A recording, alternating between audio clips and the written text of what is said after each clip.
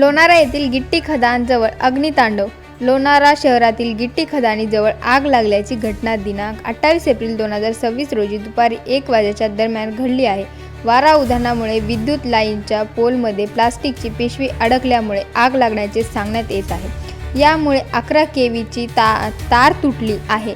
आग लागल्याचे दिसताच जवळ असलेली शेतकरी बांधवांनी नगर परिषद येथे कळविले. नगर परिषद त्यांनी तात्काळ अग्निशमन दलाची गाडी पाठवून लोणारा येथील गिट्टी खदानीजवळ लागलेली आगवर नियंत्रण मिळवले.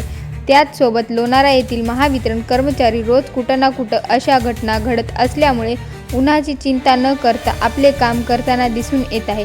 सदर कर्मचारी 41 डिग्रीमध्ये काम करताना दिसून येत आहे. अग्निशामक आणि महावितरणच्या कर्मचाऱ्यांनी यांनी आगवर नियंत्रण मिळवल्यामुळे गिट्टी खदानी लगत असलेली शेतीमध्ये आग ही शेतापर्यंत आग पोहोचली नाही आणि मोठा अनर्थ टळला. यावेळी महावितरणचे नागेश मापारी, रामदास मापारी, उमेश निमकर्डे, अंकुश भगत व अग्निशामक दलाचे कर्मचारी उपस्थित होते.